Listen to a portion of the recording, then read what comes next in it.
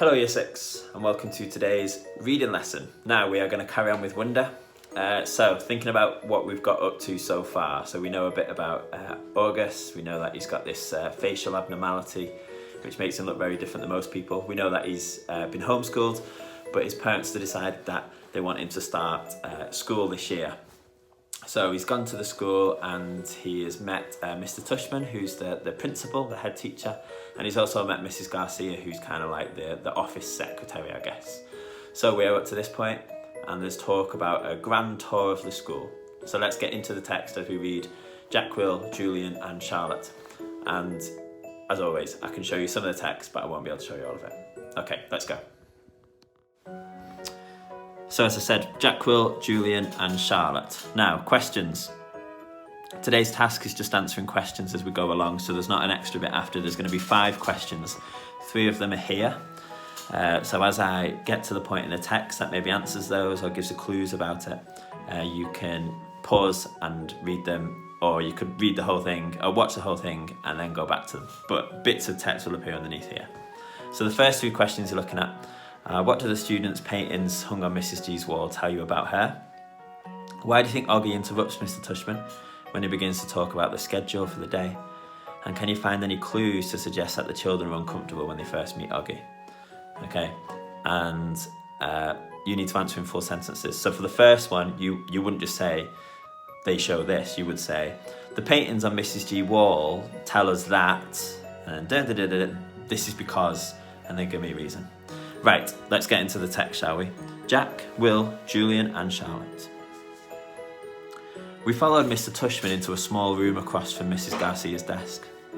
He was talking as he closed the door to his office and sat down behind his big desk. Though I wasn't really paying much attention to what he was saying. I was looking around at all the things on his desk. Cool stuff, like a globe that floated in the air and a Rubik's type cube made with little mirrors. I liked his office a lot. I liked that there were all these neat little drawings and paintings by students on the walls, framed like they were important. Just realised, when I said the question, I said Mrs. G's wall. I meant Mr. Tushman's wall. Sorry. So you could be answering question 1 now. Carrying on. Mum sat down in a chair in front of Mr. Tushman's desk, and even though there was another chair right next to hers, I decided to stand beside her. Why do you have your own room and Mrs. G doesn't? I said. You mean, why do I have an office? Asked Mr. Tushman.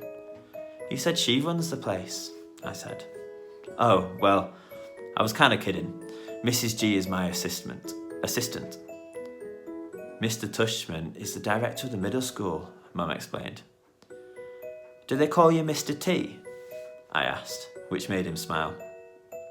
Do you know who Mr. T is? He answered.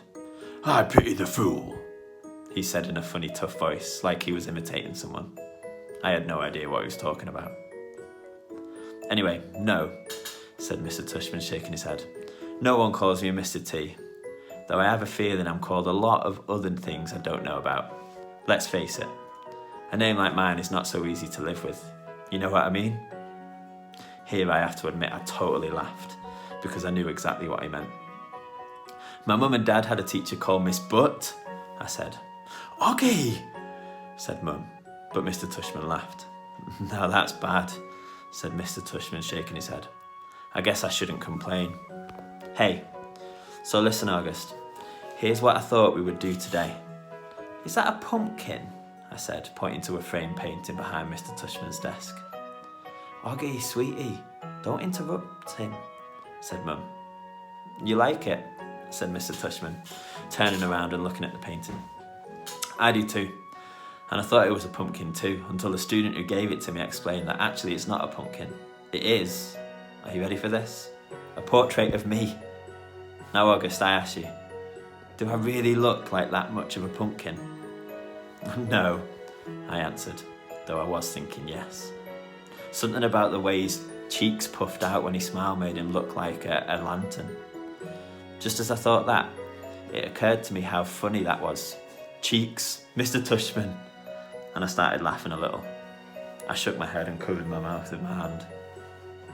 Mr. Tushman smiled like he could read what I was thinking. I was about to say something else, but then all of a sudden I heard other voices outside the office. Kids' voices. I'm not exaggerating when I say this, but my heart literally started beating like I'd just run the longest race in the world. The laughter I had inside of me just poured out of me.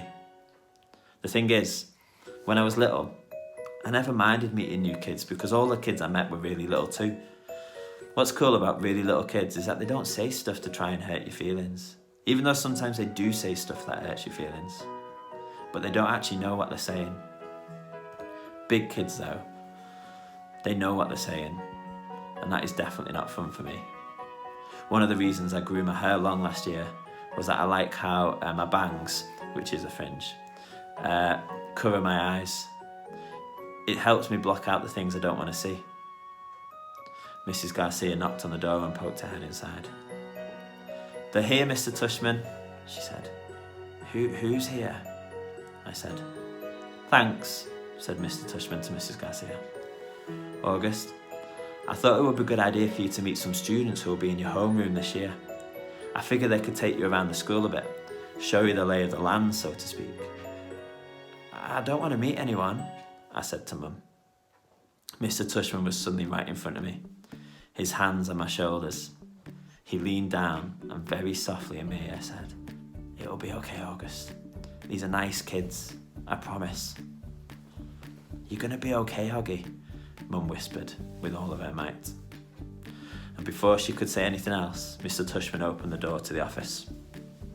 "Coming in, kids," he said, and in walked two boys and a girl. None of them looked over at me or Mum. They stood by the door looking straight at Mr. Tushman like their lives depended on it. "Thanks so much for coming, guys, especially since school doesn't start until next month," said Mr. Tushman. "Have you had a good summer?" All of them nodded but said nothing. Great, said Mr. Tushman. "So guys, I wanted you to meet August, who's going to be a new student here this year. August, these guys have been students at Beecher Prep since kindergarten, which is like our reception. Though of course, they were in the lower school building, but they know all the ins and outs of the middle school program. And since you're all in the same homeroom, I thought it would be nice if you got to know each other a little before school started. Okay? So kids, this is August. August, this is Jack Quill." Jack Quill looked at me and put out his hand. When I shook it, he kind of half smiled and said, "Hey," and looked down really fast. "This is Julian," said Mr. Tushman. "Hey," said Julian, and did the exact same thing as Jack Quill. Took my hand, forced a smile, and then looked down fast. "And Charlotte," said Mr. Tushman. Charlotte had the blondest hair I've ever seen. She didn't shake my hand, but gave me a quick little wave and smiled. "Hi, August. Nice to meet you," she said. "Hi," I said, looking down. She was wearing some bright green Crocs. "So," said Mr. Tushman, putting his hands together in a kind of slow cap, "what I thought you guys could do is take August on a little tour of the school. Maybe you could start on the 3rd floor. That's where your homeroom class is going to be. Room 301, I think. Mrs. G is..." "Room 301, Mrs. Garcia called out from the other room. "Room 301, Mr. Tushman nodded. "And then you can show August the science labs and the computer room. Then work your way down to the library and the performance space on the 2nd floor. Take him to the cafeteria, of course." Should we take him to the music room?" asked Julian. "Good idea, yeah," said Mr. Tushman. "August, do you play any instruments?" No, I said. It wasn't my favourite subject on account of the fact that I don't really have ears. Well, I do, but they don't exactly look like normal ears. "Will you enjoy seeing the music room anyway?" said Mr. Tushman. "We have a very nice selection of percussion instruments." "August, you've been wanting to learn to play the drums," Mum said, trying to get me to look at her. But my eyes were covered by my bangs, which is the fringe, as I stared at a piece of old gum that was stuck to the bottom of Mr. Tushman's desk. "Okay, great. So why don't you guys get going?" said Mr. Tushman. "Just be back here in..." He looked at Mum. "Half an hour, okay?" I think Mum nodded. Right, some new questions on the page for you to be looking at. "So is that okay with you, August?" he asked me. I didn't answer. "Is that okay, August?" Mum repeated. I looked at her now. I wanted her to see how mad I was with her. But then I saw her face and just nodded. She seemed more scared than I was. The other kids had started out the door, so I followed them. See you soon, said Mum, her voice sounding a little higher than normal. I didn't answer. Okay, and that is the end of the chapter. So hopefully you've been answering those questions as we've been going along, but if you've not, you can always go back and check them. Okay, I realised that the second question, I've made a bit of the second question, why do you think Oggy interrupts Mr. Tushman when he begins to talk about the schedule for the first day? So I don't think he's actually talking about the schedule, is he? But he does interrupt him. I'll put that bit on the text, make sure it's there. Where are we up to? It's where he talks about the pumpkin. Okay, so work hard, Year 6, and I look forward to seeing you out later. Goodbye.